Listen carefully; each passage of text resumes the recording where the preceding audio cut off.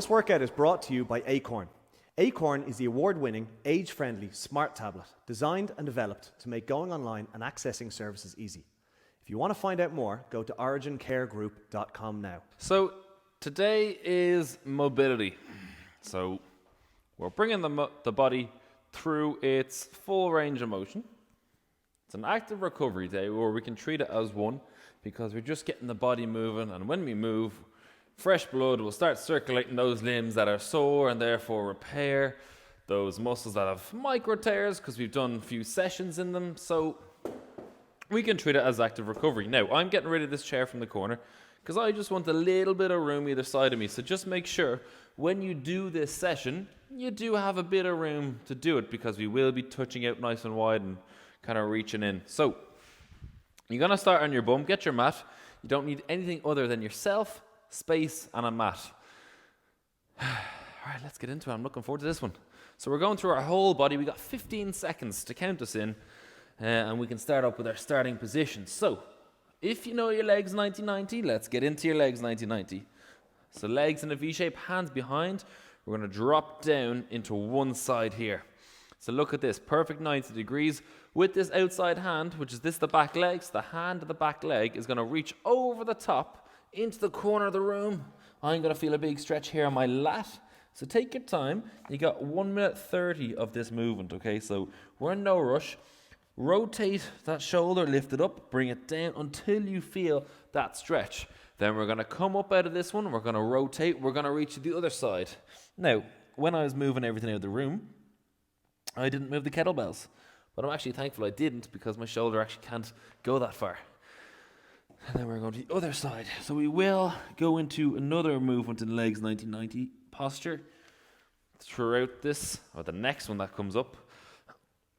But we're just looking to open up our hips. We're going to reach at the same time. So therefore, we're kind of hitting our lats, our upper body, and getting a hip opener at the same time. Because when we go into this legs 90-90, we bring both legs through a movement, what they're in right now. So, for example, this leg right here is always going to be internal rotation, and this leg is always external rotation, and they're already rotated in that position.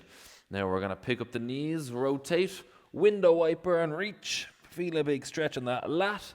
So lats are kind of like your angel wings. That's a big back muscle that you see on bodybuilders if you've ever seen it. And rest there. So, it's a nice chilled session, this one. So, what we're going to do next is pick one side of legs 90-90. We've got 45 seconds and 45 seconds. You can drop this outside hand. We're going to pick up this knee. And just going to pick it up, trying to get as much range of motion as we go. And as we go, we're going to get more range, and we're going to be able, as the hip is getting used to opening up. Now, the one thing to note is don't let this leg lift. This leg has to stay down. If it lifts, well, we're keeping the same angle as we go, so there's no point. So really fight to get that knee to the back wall. You can even take your hands off if you're comfortable. And now we're going to try and lift up as high as you can. You might feel a bit of a pinch here towards the glute and the back pocket. You might even feel your groin struggling on this one, but just take your time. See how high you can get without moving anything else. Now freeze there. Now we're going to do the opposite. So same leg, don't move anything. Drop the knee, pick the foot. Okay, so we're just changing it out. And same again, you can put your support hand back down. And through this 40 seconds, we're going to warm it up as such. Like your muscles, like we do in a warm-up, is you can't just go straight into the deepest squat in the world or that you've ever done. And you can't just put your hip in these positions without kind of warming it into these positions. So, thing to note is keeping that knee directly down from the hip. Pick that foot up, but try not throw the whole body as we go. Be strict with it. Even go no hands, rotate towards that back leg, and we're still looking for a bit of height from there. So, window wiper other side. We're going to the front one now where we open the back leg. And now, for me, this is my not so good side. So let's go lift it up. And I get a pinch in the front of my hip right here straight away when I get to the top of this. And that's fine. Yes, it's a little bit painful, but the more I do it, the more consistently I do this, the more it eases. And the more you do stuff like this and you have maybe a hip impingement, something just blocking it there, the more you do it with good high quality reps in, the bigger the difference is going to make. Now, if I make it tougher, because I haven't done that tougher position yet, it will take a few reps just to kind of, mellow out. But definitely over time, it is decreasing the more I do these. So it does help doing these exercises. So put your hand back down, keep the knee down, pick the foot up. Now, this hip has always been behind, always since I played sports. So sometimes we're just built like that, where one side just struggles a little bit more, especially with joints. When we do all this mobility work, we're looking to identify that. And when we identify things, it's like, oh no, that's not great, but we got to work on it, okay? So once we know something's not right, well, that is our instruction to, bit of a hint, work on it. Now you can see here, same position as I was earlier on my other side, I'm getting nowhere near high enough. Now I am getting better at it, but it's not getting the whole foot up. So 2, 1. So it is something for me to work on. And it's getting better the more I do all this work. You don't just become the most mobile person overnight, okay? So it does take time. Next one, we're going to high plank. We're going into a thing called world's greatest stretch. Yes, it's world's greatest stretch. So get your high plank. Take your right foot. Actually, I'm going to take my left foot outside the left hand. If you're struggling for hip mobility, you can drop your back knee to the floor. Left hand rotating towards that knee. Follow that hand around with your eyes so you're rotating as much as you can. We're also putting our hip in a position where we're forcing a stretch on the hip flexor. We're getting the groin. We're getting a little bit of the glute here. And as you come back down, 2 hands down, leg goes back. Now I'm going to keep my back leg in the air. It's going to test the mobility a little bit more, and we'll get more of a stretch here through the hip flexor. So it is a bit more challenging, but if you do struggle with hip mobility, there's no problem with dropping that back knee down, letting it go there. You mightn't even get the foot this high. It might only get to here. That's okay. It's all learning the process, getting better at it. The more you do it, the better you get. And some of us don't like certain exercises, including myself, because we struggle with it a little bit more than most. And they're the exercises that we should be doing more, because we don't want our weak spots to get the better of us. So another 12 seconds. And then we're onto our hands and knees. Cat camels, looking at the spine. Oh, that was a nice one right there. We'll get one more rep in. So the hips are already feeling a little bit looser. Whew, and relaxed there. But yeah, it can be tough work, some of these exercises, but most of it's chill. It's a bit of a flow. So, on your hands and knees, we're going to arch and round our back. So, big breath in, you're going to round the back. So, your upper back, middle back, all going to the sky. And slowly let out the air. And you're going to let your belly button drop towards the floor. Chest out, almost as if you're sticking your bum out. Big breath in. Round again. And let it out. So if you're a person that's doing this and you've already got about 6 reps in, slow it down. We should only be on about 2 to 3 or possibly 4. But we want to make sure that we get to both end ranges of motion and what I mean by end range of motion is we can't go any further. Okay, so we're going to have a spectrum. So we'll have an arch and we'll have a rounding.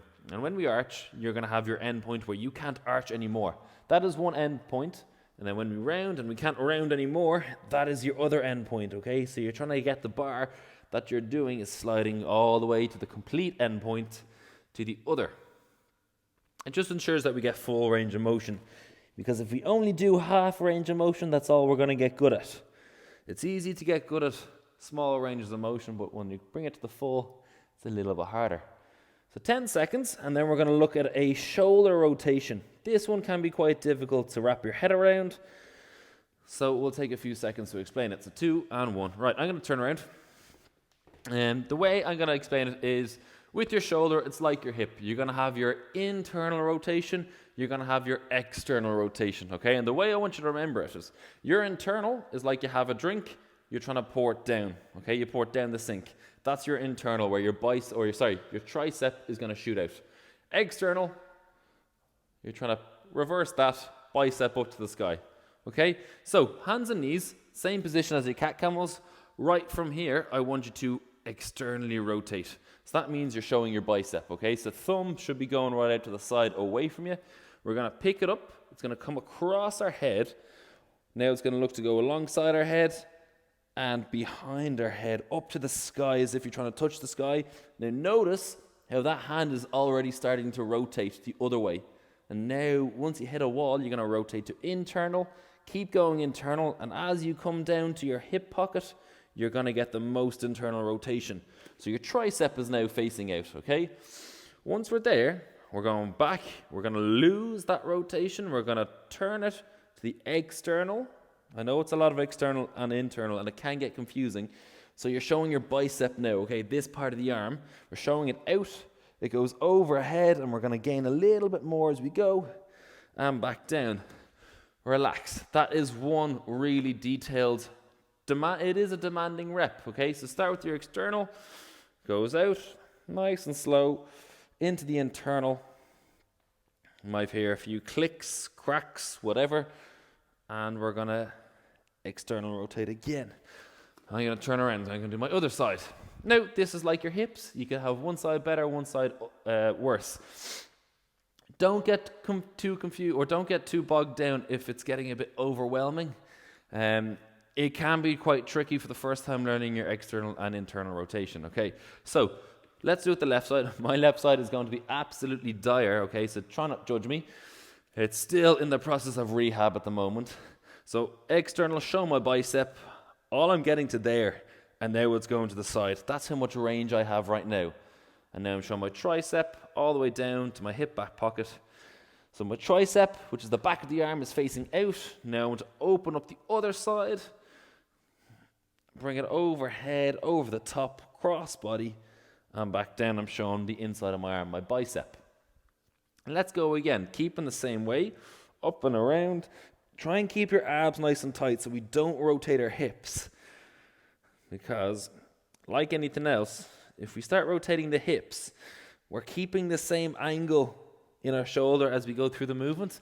So there's no real point in doing that movement if we keep the same angle because we rotate the body as well.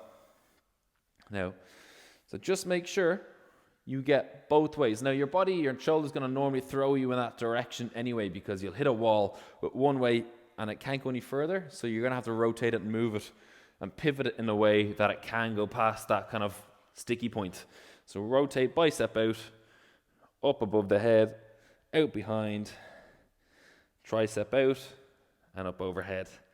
And now that is a very shaky rep from me, but I don't have the ability to do that. But it doesn't mean you guys get to suffer from that.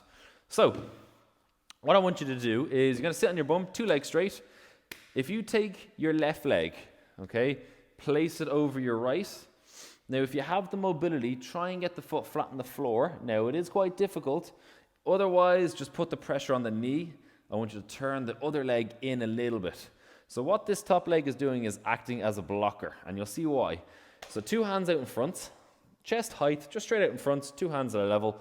We're going to take your left hand of the cross leg. We're going to open up like you did in World's Greatest Stretch. And you're going to rotate as much as you can. Your eyes are going to follow that hand the whole time. And you're going to look, and as you rotate more and more, you're going to notice your shoulder blades are going to start coming together. And the reason we have this leg here, because if you take that leg off and now try it, oh look, I've got loads more range of motion and I'm actually rotating more, but look where our hips are. Our hips are allowing us to move that because our hips are actually moving with us. So this is why we have that blocker leg. Same with the World's Greatest Stretch that we did earlier. One leg was acting as a blocker the whole time. So another 15 seconds here.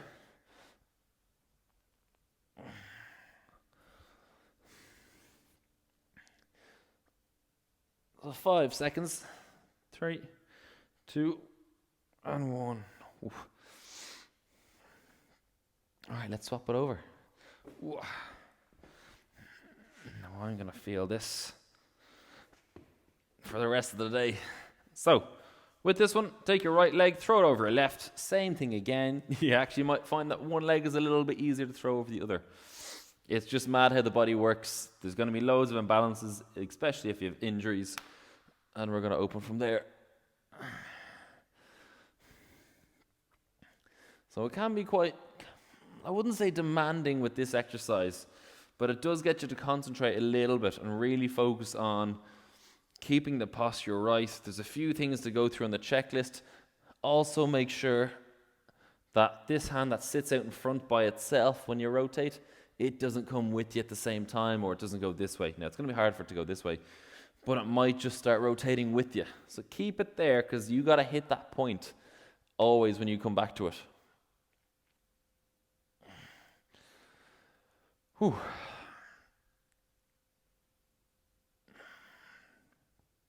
Keep rotating.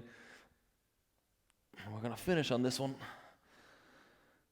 And you actually might notice my left arm, well, I noticed it. You might notice that your arm's getting a little bit tired, holding them up at that height. Just the front of the shoulders, little bit fatigued. A